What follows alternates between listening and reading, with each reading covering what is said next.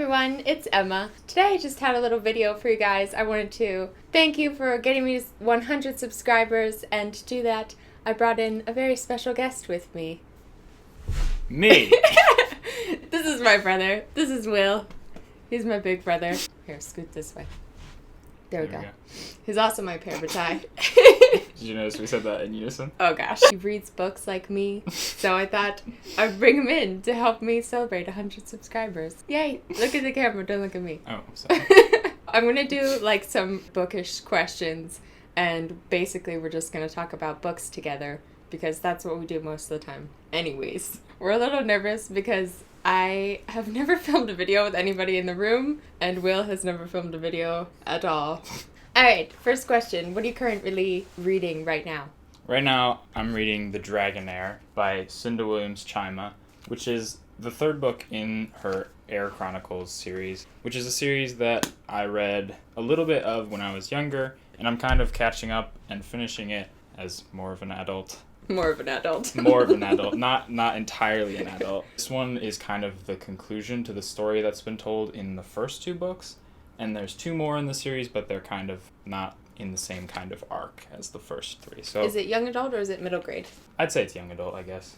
Okay, what was the last book that you finished? Okay, the last book I finished before that one was City of Ashes Woohoo! by Sandra Clare. I've already read The Infernal Devices, but I'm still working through The Mortal Instruments. I'll probably end up reading City of Glass after I finish The Dragonair, because I've heard that one's kind of like the best one from a lot of people. I convinced him to read The Infernal Devices by convincing his girlfriend to read them, and then she convinced him to read them. Yes, I had a lot of pressure to do that. Yeah. Next one. What's your favorite book you've read this year so far? I read The Last Unicorn by Peter S. Beagle a little while ago on the recommendation of one of my favorite authors. It was a really short book, but it was one of the only books that left me with like a joyful melancholy. Yeah. Where it's like you finish a book and you kind of have this feeling of like you're so sad it's over, but it's like so satisfying and you're just like happy about it. So it's like this like satisfaction mixed with grief. That's probably one of like 3 books that like leaves me with that kind of feeling, and I read it for the first time this year and it was really good. Cool. What's your least favorite book you've read this year so far? My least favorite book of this year so far is The Novice by Taryn Maharu. I hope that's how you pronounce it, but as you can see by the bookmark right here, I didn't finish it. I got maybe 100 or so pages in, and it was just like full of fantasy tropes. Especially like one of my least favorite fantasy tropes is the orphan who has to run away from home. It's been done really well a lot in the past. True. So now it's kind of only being done badly for the most part. Didn't you say also like the pacing was kind of off? I think it was originally introduced online in like a series, I think maybe a chapter at a time. So it kind of read that way, but reading it through, like I sat down and read the first 100 pages, I think, in one sitting, and was just like, oh man, oh no. No. This is not going well. Okay, I know what I'm gonna ask. As a guy, give me your opinion on Sarah J. Maas's male characters. Okay, this is somewhat of a leading question, as you know, because we've talked about this a lot. a lot before. I love Sara J. Maas as an author. I think she's amazing at a lot of things. I think she's really good at action and at female characters and characterization in general. But I think somewhere where her writing is a little bit lacking is in writing varied male characters. Not all of her male characters have the same personality, but they are all pretty similar.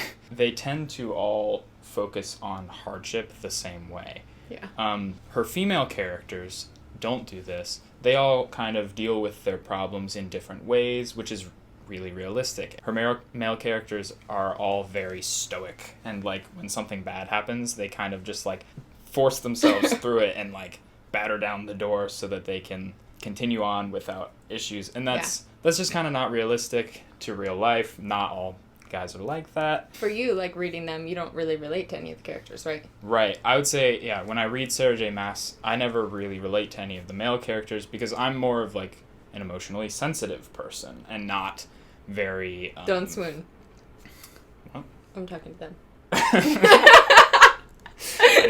Sorry, I didn't pick that up. I don't really see any male characters that are like that in her books where I identify with like their emotional sensitivity. And also I would love to see a pudgy character. True. That's true. Or a scrawny character. Scrawny, yeah, maybe scrawny, because I don't know if a pudgy character would like stay pudgy for very long in That's very true. Mascis' world. That's very true. There's a lot of running. There's a lot of running. But maybe just a scrawny guy who's not so hunky.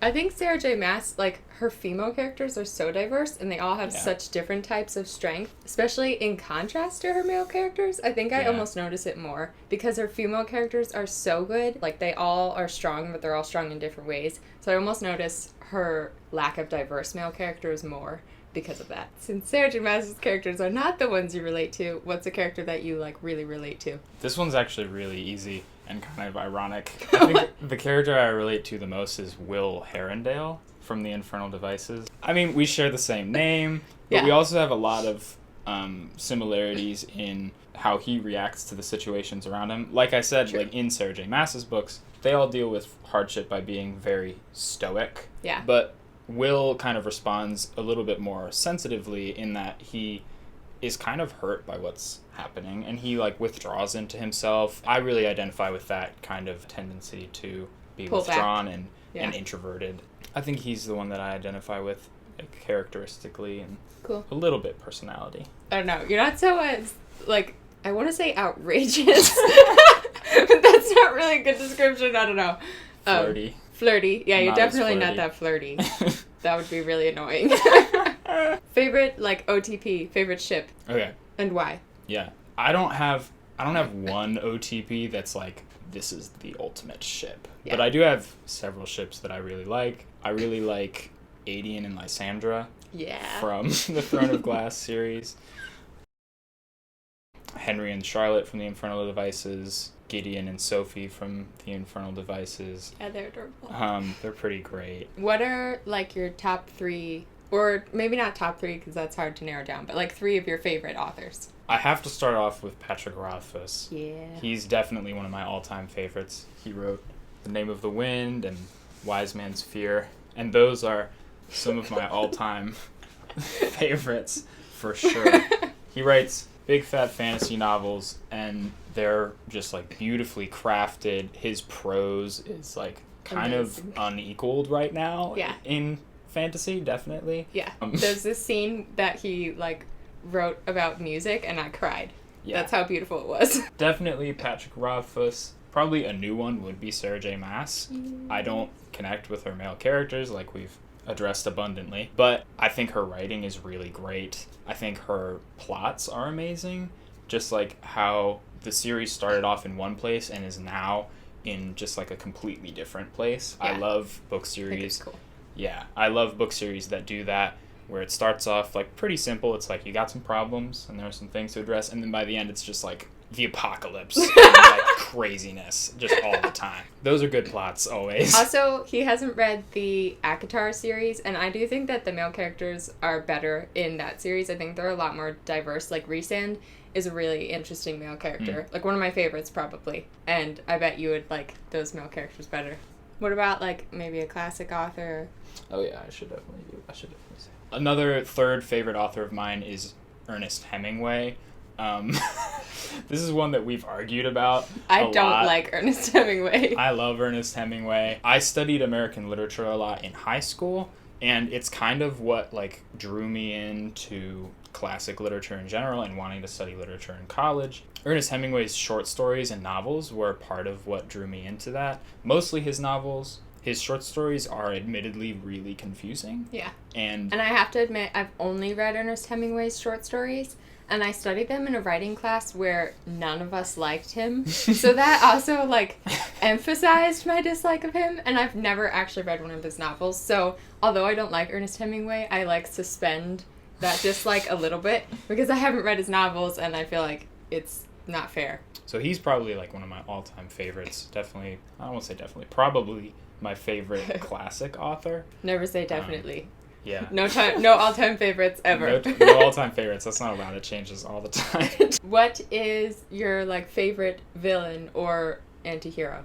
Or, like, that character that you love, even though there's, like, some issues with them, or you don't approve of everything they do, but you love them anyways. I'm gonna have to say, for villain, Umbridge from Harry Potter. Umbridge is the worst villain. She's just the worst in general. She is. Like, she's the worst. Best villain because she's the worst. It's just so easy to despise her. There's really nothing redeeming about her. Yeah. But it also, at the same time, doesn't feel fake. Like, sometimes when there's a villain who has zero good in them, it doesn't feel real. Yeah. But with Umbridge, it's not really that way. She's just kind of evil, and you believe it. She's that psycho. Yeah. So I think she's, like, the villain that I like the most, because I love to hate her. As far as, like, an anti-hero or, like, a problematic hero, I'm gonna say Bast from from Patrick Rothfuss's series. Bast is kind of like the main character's sidekick.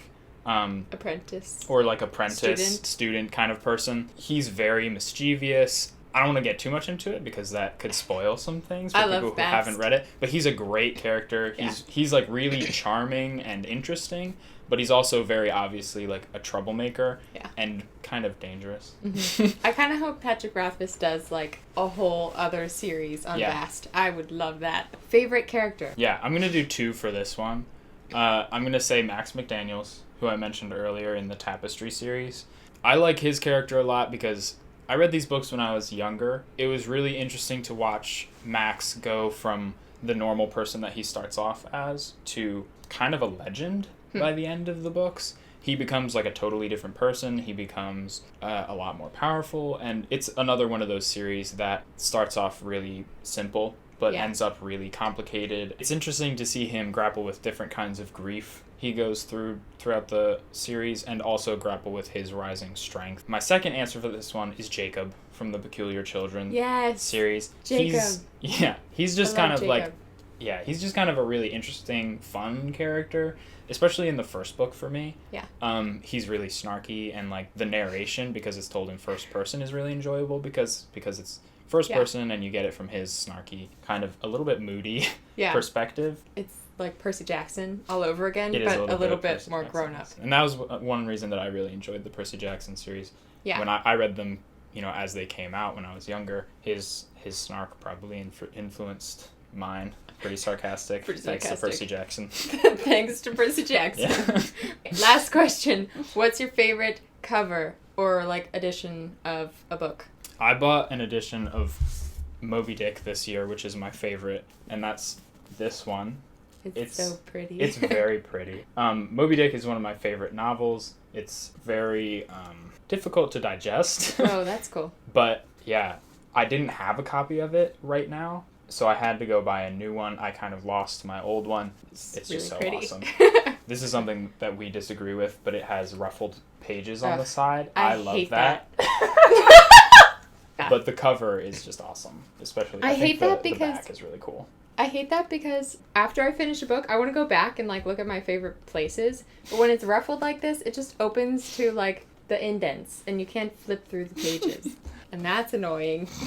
I just like it because it's pretty. Okay, that's it. Yeah, done. Great. No, no, I'm kidding.